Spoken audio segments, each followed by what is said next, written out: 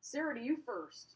How do you, and I just want to be clear, there's so many vectors in this story, and I wonder how you are making sense of it this morning. I got 3 words for you. Use your words, Will. You are an actor. You are a rapper. You have people that write things for you. You're a smart guy. Use your words, not your fists or your hands. It's that simple.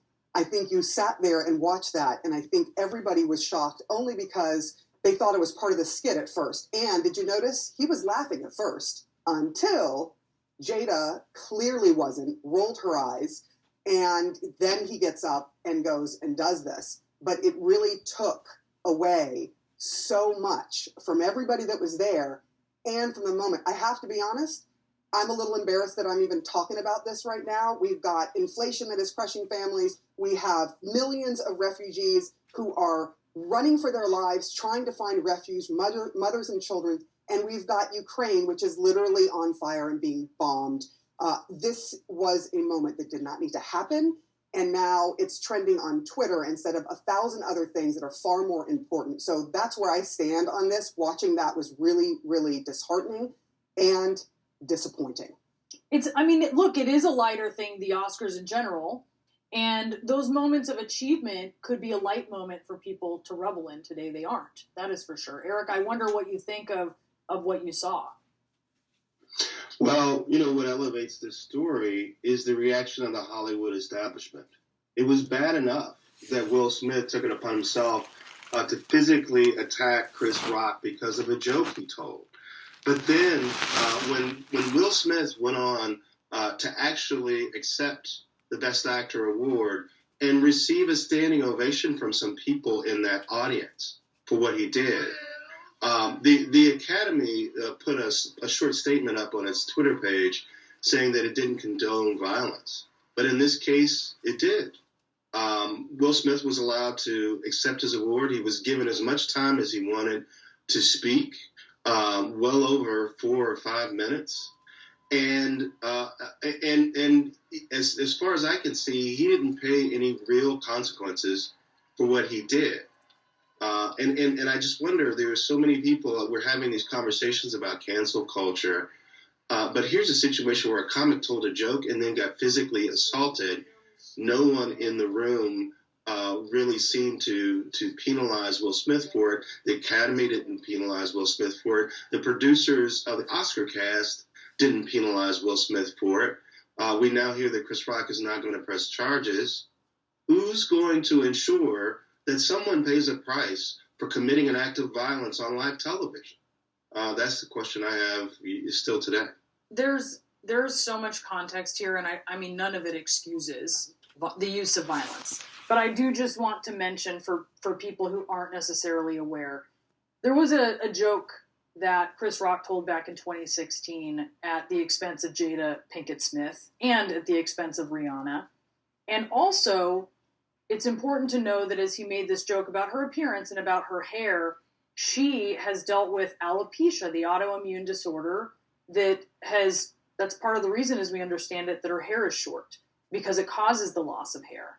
And Sarah, I guess you can obviously be against violence and also look at what Chris Rock was saying. I know it's been dismissed by some people as just a joke, but this is also someone who had a project, a documentary film back in 2009 called Good Hair. This idea of him joking about, how do you make sense of these different things? Not condoning violence, but also maybe acknowledging some of the context here. Sure, I think that you can acknowledge it. But again, he's a comedian. Literally going after people is what he does. And we saw that throughout the night. The comedians who were there were taking digs at Hollywood. And why do they do that? Because these are people that have power. They've got money. They've got all the things they need to exist and be comfortable in this world. And this is a moment where you make people uncomfortable. And by the way, G.I. Jane is one cool chick. So this wasn't exactly a really nasty thing to say. I get where he was going. And yes, the hair thing can be painful. This is something that she has gone through and she has discussed. I will not be surprised if this ends up on her show Red Table, Yes. and being discussed, because she does have a show, and this is the sort of thing that they talk about. But I do want to talk a little bit about something that Eric said, and he talked about what's the consequence of this. Number one, the LAPD has said that there has been no report made by Chris Rock. I don't think he's going to make one. And there is a code of conduct, though, that was spelled out very clearly in 2017 after the Harvey Weinstein debacle and scandal. And they basically came out, the Academy, saying, look, there's no place for people that use their status, power, or influence to crush someone else, or to use any form of abuse, harassment, or any kind of discrimination. And so you're looking at this going, okay, Academy, so what are you going to do about it?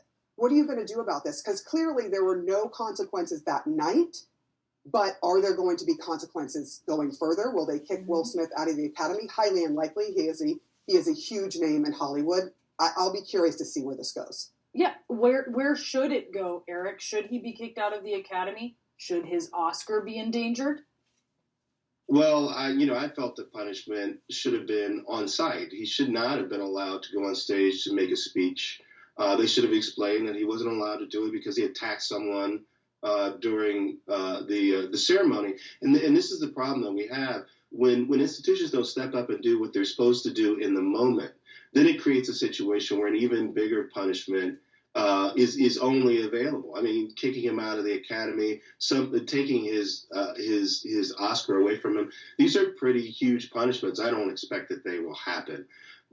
He should have been punished in the moment, but the Oscar cast producers didn't seem to have the will to step up and take the action that should have been taken in the moment. And even though Will Smith apologized to his fellow nominees and to the Academy, he didn't apologize to, for example, Questlove, the director of Summer of Soul, who received the best documentary feature that Chris Rock was announcing, and everyone in the place was looking at Will Smith and talking about what had just happened and not paying attention to his acceptance speech. And he didn't apologize to the families of people featured in the in memoriam segment. When the camera came back to start that segment, you could hear people in the room were still talking and buzzing about what had happened with Will Smith while they were paying tribute to people who had passed away over the past year. So he disrupted the Oscar ceremony in a way that stole the attention and the consideration from honorees that truly deserved it. And some people may never get this honor again.